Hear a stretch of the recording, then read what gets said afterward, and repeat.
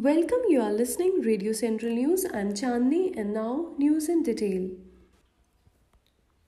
The fifth round of talks between government and farmers representatives here on Saturday also ended in a stalemate, with both sides agreeing to meet for the sixth round on December 9. Farmers' leaders stuck to their demand of repeal of the three farm laws.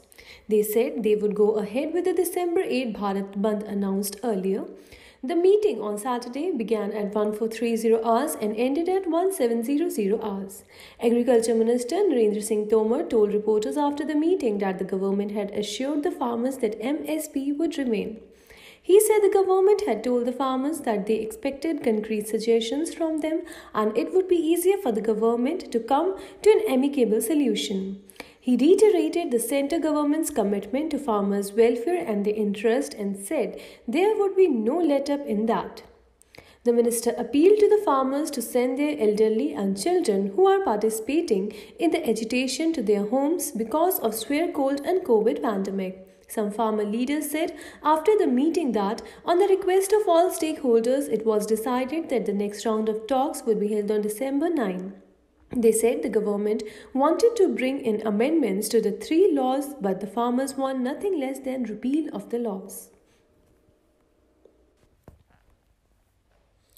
The spokesperson for UN Chief Antonio Guterres and a group of 36 cross-party UK parliamentarians have come out in support of the agitating Indian farmers, saying people have a right to demonstrate peacefully and authorities should let them do so. These reactions came even as Canadian Prime Minister Justin Trudeau reiterated his support for the protesting farmers, despite India's strong reaction to his earlier remarks that Canada will always be there to defend the rights of peaceful protest. As to the reaction of India, what I would say to you is what I have said to others when raising these issues is that people have a right to demonstrate peacefully and authorities need to let them do so, Stefan Dujarric, the spokesman for the UN Secretary-General, said on Friday while responding to the question on farmers' protest in India. Thousands of farmers are protesting on various borders of Delhi since November 26, seeking repeal of three farm laws enacted in September.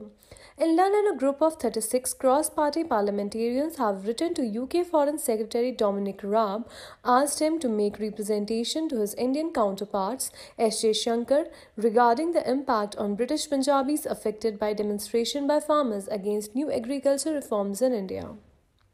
This is an issue of particular concern to Sikhs in the UK and those linked to Punjab, although it has heavily impact on other Indian states. Many British Sikhs and Punjabis have taken this matter up with their MPs as they are directly affected with family members and ancestral land in Punjab, the letter said.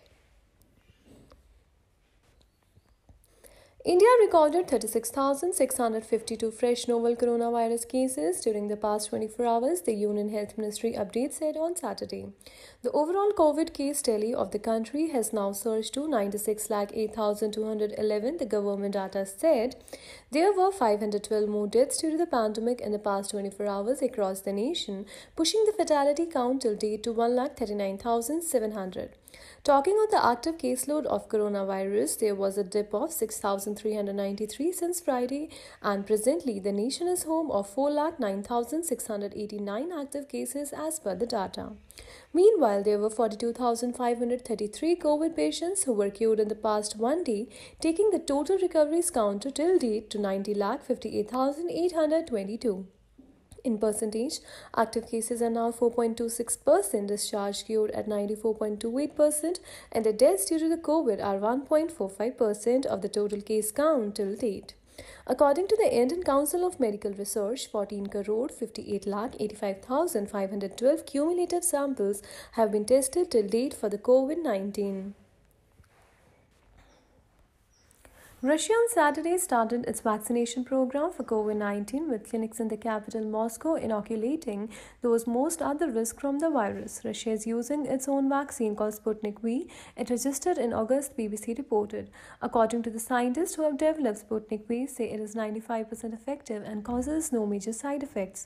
But despite this positive result, mass testing of the vaccine is still continuing. While thousands of people have registered to get the first of the two jabs over the weekend, yet it is unclear how much of the vaccine Russia can manufacture for its own people. Report says that as of now, the producers of the vaccine are expected to make only about 2 million doses of the vaccine by the end of the year. Moscow Mayor Sergei Sobyanin, who announced the program earlier in the week, said it was being offered to the people, especially those who work in schools and the health services and social workers. He said the list would include more people as for more of the vaccine become available. People who have received injections in the last 30 days or who have respiratory diseases within the last 2 weeks are however excluded from this program, as will those with certain chronic illness as well as pregnant and breastfeeding women. Each person will receive 2 injections within a gap of 21 days. That is all for the today's news bulletin. Stay tuned to Radio Central News for more updates.